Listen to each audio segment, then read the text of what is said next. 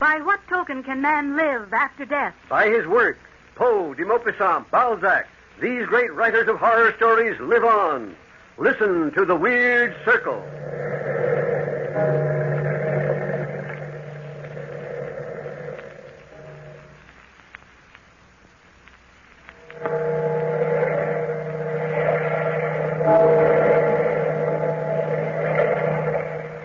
Out of the past, phantoms of a world gone by speak again the immortal tale, The Lifted Veil.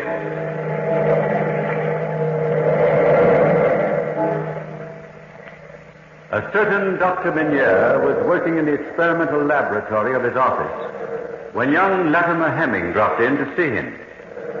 The two friends smiled genially at each other. Then Latimer suddenly started pacing nervously up and down the length of the room.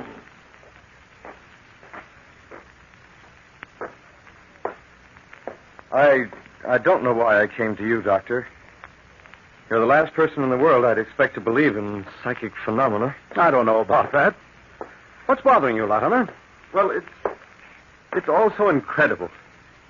Frankly, I don't expect you to believe me. Why don't you stop pacing the floor? Sit down quietly in a chair and tell me the whole story. Here. Sit down here. Well, I had a vision.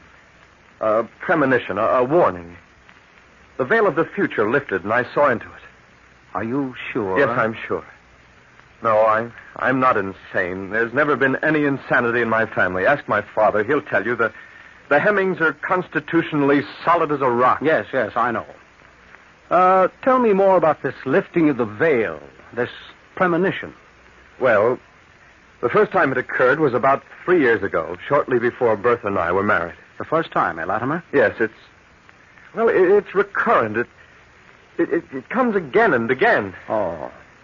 Go on. Well, I see the face of a woman. She's lying in bed. Her face is a death mask. You choose nice visions. Now, please don't make fun of me. Oh, I'm sorry. Well, anyway, suddenly the woman sits upright in bed, points an accusing finger at me and says, "You killed one man, and you'll kill another." And then, laughing hysterically, she falls back into bed. Mm-hmm. And then what happens? Well, then the vision becomes hazy and disappears. Now, don't tell me I've been working too hard. I've never done an honest day's work in my life. I'd say forget the whole thing. Yes, that's what I was afraid of. I've been trying to dismiss it from my mind, Dr. Minier, but... Well, the other day, my wife hired a new maid, a person by the name of Archer Bernard. What's so extraordinary about that? She has the exact same face as the face in my vision. A perfect replica. Oh. What'll I do, Doctor? Shall I tell Bertha? Shall I force her to discharge the maid? You know how practical Bertha is. She'll think I've lost my mind. Yes, she will. I don't know how to advise you, Latimer.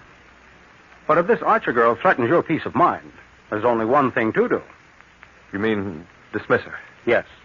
But I wouldn't tell Bertha the real reason. Any excuse will do. Yes, of course. Don't make an issue out of it, Latimer.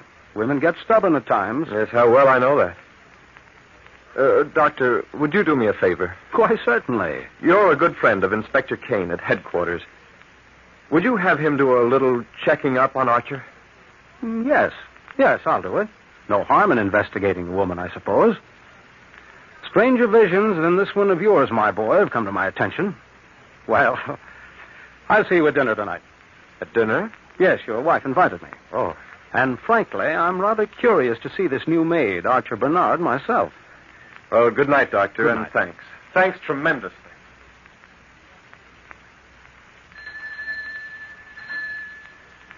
Archer? Archer? Yes? Answer the doorbell, will you? Of course. Right away, madam.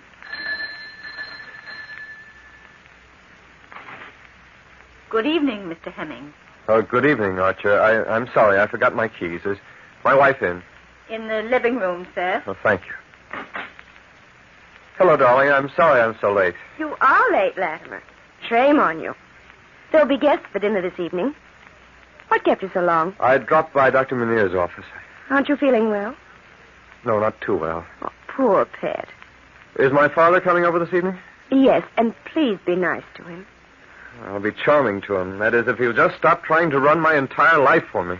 You can't really blame him, Latimer, if he's impatient to become a grandfather. I don't mind wishful thinking, but he's pretty insistent on my having a son. Just keep humoring him. After all, he's worked hard all his life and built up a large fortune.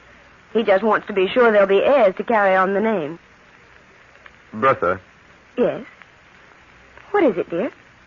you know that new maid, Archer. I ought to know. I hired her. Bertha, I wish you'd get somebody else in her place. She's incompetent. I find her exceedingly capable. But she's impudent. Well, I'll talk to her about it. Please, Bertha, if you don't mind. I just as leave you didn't... Darling, if you had any idea how much trouble I've gone to get, well, any kind of help at all out here, you'd realize what a perfect gem Archer is. You concentrate on your father and let me worry about the servants' pet. Yes, but... I won't hear another word about it, Latimer. Now go upstairs and get dressed. Your father and the doctor will be here within the hour, and if you're not prompt, your father will take out his temper on me. So hurry, dear, please. I won't be long. Hurry, dear. You always dawdle so long. I'll hurry. I wonder. Perhaps if I'd told Bertha the truth. Maybe it's all in my mind anyway, but the vision, the premonition, so recurrent. I might try talking to the girl myself. Oh, no, that wouldn't be right. Oh! What are you doing in this room, Archer? Well, you what? I was just straightening up a bit, sir. I thought you straightened my room this morning. It needed straightening again. Oh, did it indeed? I found it quite in order after you were through the first time. And what's this? That, sir? This package. Oh, give it to me, sir. I almost forgot it. Oh, no, don't unwrap it. Please. Why? Well, I... Poison. Yes. Rat poison. What for? Rats in the basement. Your wife asked me to get it. She did. Well, this isn't the basement, Archer. I know, sir. I'm sorry, sir.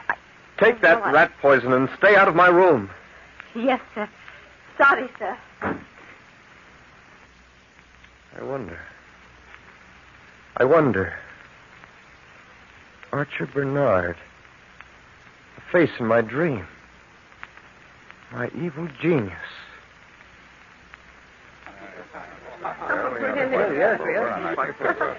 I'm sorry I'm late, Father. Awfully sorry. I warned him not to be late, Dad. Latimer has never been on time for anything in his life. I speak with authority. I'm sorry, Father. I'm sorry. Hello, Doctor. Your wife has been entertaining us very well in your absence, Latimer. Do you think so, Doctor? I'm sure of it, my dear. You've more charm than the law allows, anyway. You are nice, Doctor. Sometimes, though, I think you're afraid of me. What's this? What's this, Doctor? Afraid of my daughter-in-law? Nonsense. Complete nonsense. Bertha was only joking, Father. Joking? Why? What was funny about it? I'm sorry if I don't see the point. We Hemmings have always had a very highly developed sense of humor. Constitutionally speaking, anyway. What? I don't hardly hear you. Dinner is served, Mrs. Hemming. Thank you, Archer. Well, come along, all of you. I think we need a new topic of conversation. Yes, obviously, Bertha. Go ahead, Father. Yes, all right. There we are. You sit next to me, Dad. Doctor, over here. Thank you. And you at the foot of the table, Latimer. Such is ever the husband's lot. What? What? Do you know, Dr. Munir, we've been hearing a lot about you lately in the village. Ah, that's why I've been invited over this evening. Your feminine curiosity has been aroused, eh? Frankly, yes. About what, Doctor? About what? Mrs. Hemming is curious, I think, about the experiments I've been performing. What experiments are those? Well, I've been experimenting with a new serum. I have the typical doctor's age-old hope of bringing the dead back to life. Oh, is that why your office is so littered with mice and rabbits? Yes, quite. Have you succeeded? No, not completely. But I've had some interesting results. If I inject my serum into the veins of a dead animal, I can bring back a heartbeat for a period of 10 seconds or so, at least under certain conditions. Why, it sounds barbaric. What are the conditions? If the animal has died of poison. I don't think this is dinner conversation. I think it's fascinating, Bertha. You would, dear. I don't believe it. Mr. Hemming will carve the roast, Archer. Yes, ma'am. Doctor, what is the procedure you usually go through in this experiment? Well, usually I feed the animal, preferably a white rat, regular rat poison. It works very fast and painlessly. I disguise the poison in milk, which I feed my victim. Archer, really? I'm sorry, ma'am. Awfully sorry. I didn't mean to drop the plate. Go on with your theory, Doctor. Then I use the serum. I wait approximately 1/2 hour. Then I go ahead. How do you inject the serum, Doctor? Are you really interested, Bertha? Yes, very. By hypodermic. I have one in my medical bag in case you'd like to see it. Don't bother. Don't bother. I don't believe you can bring a dead man back to life by injection. I don't believe it. There's no convincing Father, Doctor. You might as well give up. Talking of poison reminds me. I didn't know we had any rats in the cellar, Bertha. What are you talking about, Latimer? Well, Archer told me the house was infested and you ordered her to buy rat poison this afternoon. Nonsense, Latimer. Will you care for gravy on your meat, Doctor? No, thanks. Just as is. None for me either. I'm a man who doesn't believe in gravies. Never have. Never have. I know you will, Latimer. Archer, Yes, ma'am. the gravy for Mr. Hemming. Yes, ma'am. Am I the only gravy eater in the house? Obviously, darling. And I had Archer prepare a special gravy for you. It's very good for you. Latimer loves cream gravies, Doctor. He's like a child about them. Here you are, sir. Oh, thank you, Archer. Cream gravies. Be careful not to get any rat poison in that, Latimer, or you might be my first human experiment. And I'm looking for one. Well, I hope I don't fit the qualifications, Doctor. I shouldn't enjoy the prospect of being a corpse.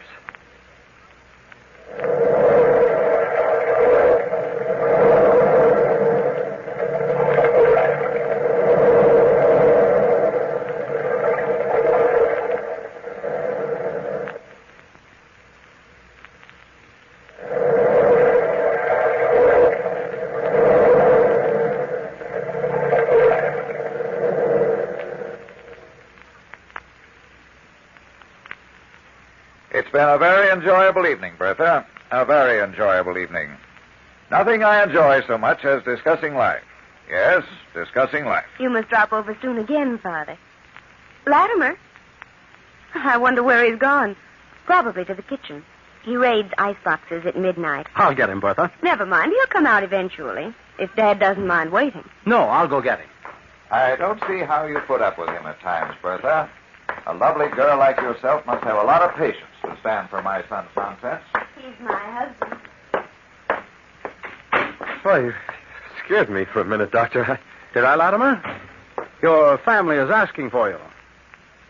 What are you doing? I'm collecting some of this cream gravy for you in this little bottle. Would you test it at the laboratory? It tasted funny to me, and I've been feeling slightly ill. Come. Don't be the slave of your imagination. Will you examine this gravy anyway tonight, please? Of course, my boy, of course. If you don't feel well later on, I'll give you a pill to take, just in case. I hope I have some with me. Yes, I hope you do, too. Oh, yes, here they are. Right in my right-hand pocket. You're a walking hospital. I always carry 3 things with me. My hypodermic with serum in case somebody should die of poison, my pills for emergencies such as this, and a good pouch of tobacco. I never like anybody else's. Oh, thank you, Doctor. I'll drop by in the morning, and you can give me the report on this gravy. Do that, Latimer. Yes, indeed. Do that. I'd better put the bottle in my pocket so no one sees it. Well, come along. Let's go back to the living room. All right. Well, Doctor, did you finally dig Latimer out of the kitchen? Yes, indeed. Well, I must be going, Latimer. Good night, Father. Come again soon. I will. And I hope the next time I come, you two will have joyous news for me. Yes, Father. I'll walk you home, Mr. Hemming. Fine, Doctor. Good night, Latimer. Good night, my dear. Good night, Father. I'll see you in the morning, Latimer, eh? Yes, Doctor, in the morning. Well, it's been a long evening and a very dull one. Yes, very dull. I'm tired. So am I. Bertha, about Archer. Latimer, are you going to start that again? Yes. She lied to me about the rat poison, and frankly, I don't trust the girl. It's just your imagination. I'll talk to her in the morning. I wouldn't worry if I were you.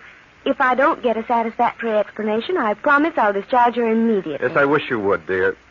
I'd feel much better about the whole thing if you would. Very much better. I'm very tired, Bertha. I'm going upstairs to bed.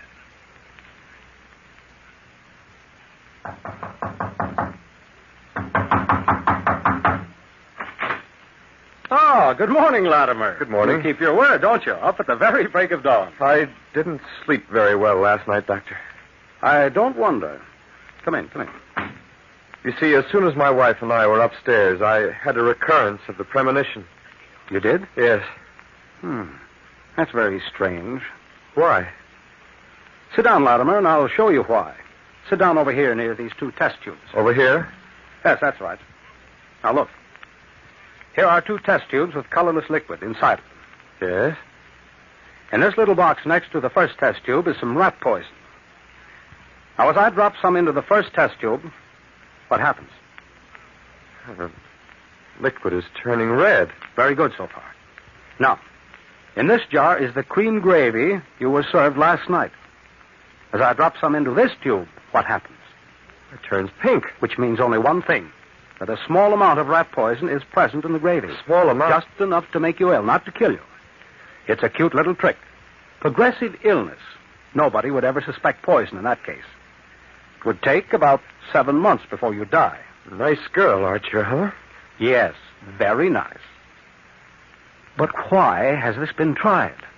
That's what interests me. Why? Doctor, I haven't the faintest idea. What did you find out about Archer Bernard? Well, I asked Inspector Kane, and he suggested I drop in this morning. Could you go over with me right away? Yes, of course. He has all the information we'll want. Oh, what are we waiting for? Let's go.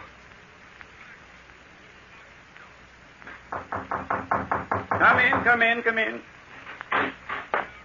Good morning, Inspector Kane. Morning. This is Latimer Hemming, the gentleman I told you about. Yes. How do you do? How do you do, sir?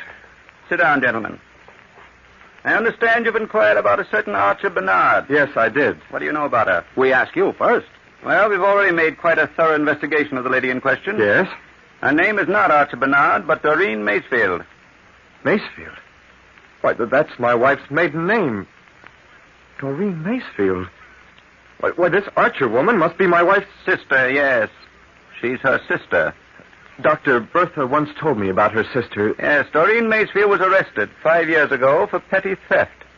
She was released from prison only a few months back. Well, why are you looking for her now? Because at that time she was also suspected of murder. Poisoning? Exactly. The victim was a friend of your wife. Oh, what happened, Inspector? The evidence was insufficient to indict her at the time, but conclusive proof fell into our hands quite by accident the other day. Your call was coincidental. We were about to go to your house to pick her up. Well, why don't you come along with us, Inspector? Yes, my carriage is waiting outside. Splendid, Doctor, splendid. Poor Bertha, spending her lifetime trying to protect her sister just because she loves her. Why didn't she confide in me? When we see Bertha and her sister together, we'll have the answer to many things.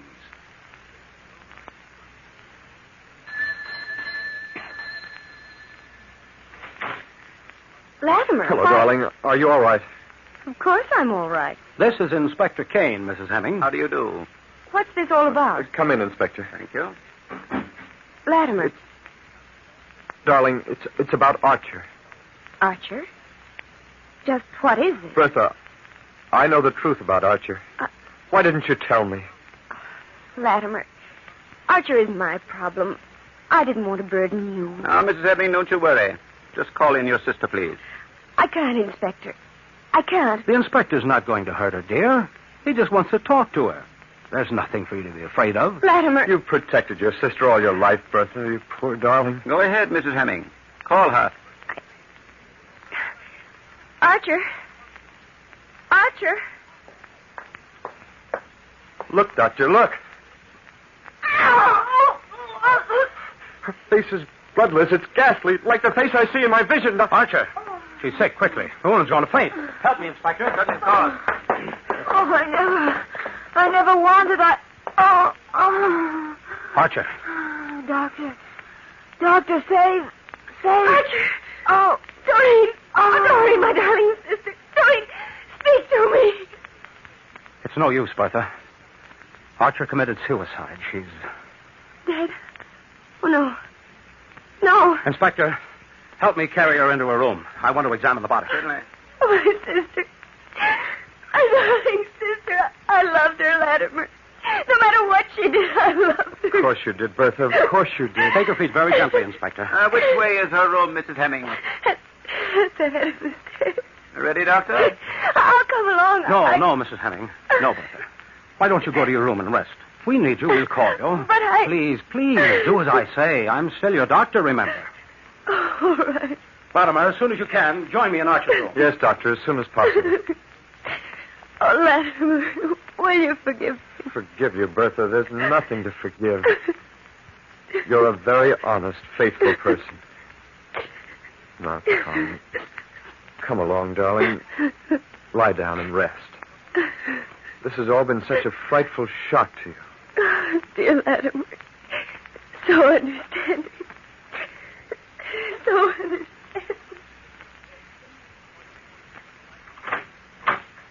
My wife is resting now, Doctor. Good. And you can give us some help here. The half hour is almost over. You mean you're... Archer died of rat poisoning.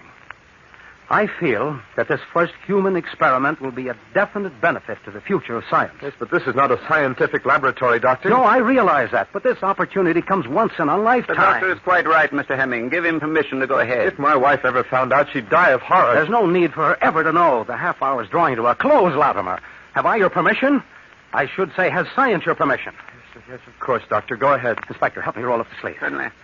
Now, What are you going to do? it's a good thing I always carry this with me. Well, first I draw some of my own blood. This way. Doctor... It's not as painful as it looks. Now, I mix my blood with a serum. Like this. Fascinating, Doctor. How much longer have we got till the half hour is completed, Inspector? 3 more seconds. Oh. All right, Doctor. Now. I inject the serum into her arm. Like this.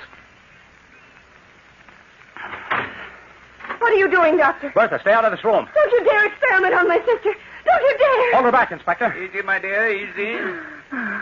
There, look. Look, she's beginning to breathe again. It works. Oh, no.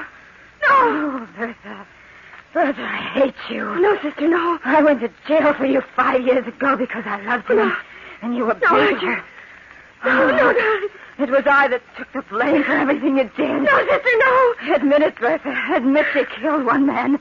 And you wanted to kill another because you hated him. You wanted to kill you, Latimer, rather than have a child. Kill you, yes. Yes, and get your father's money. I was going to tell you, but she poisoned me first. Archer. Archer. Oh, I can sustain her life no longer. Archer. Oh, I'm sorry.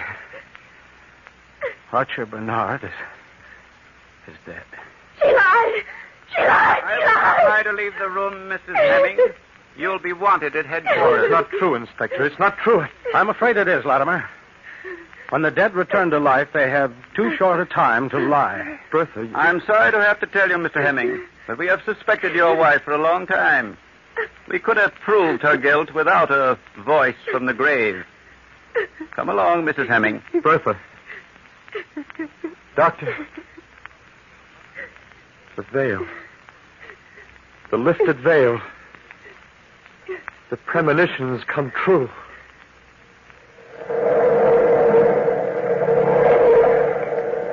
From the time-worn pages of the past, we have brought you the immortal tale, The Lifted Veil. Bellkeeper, toll the bell.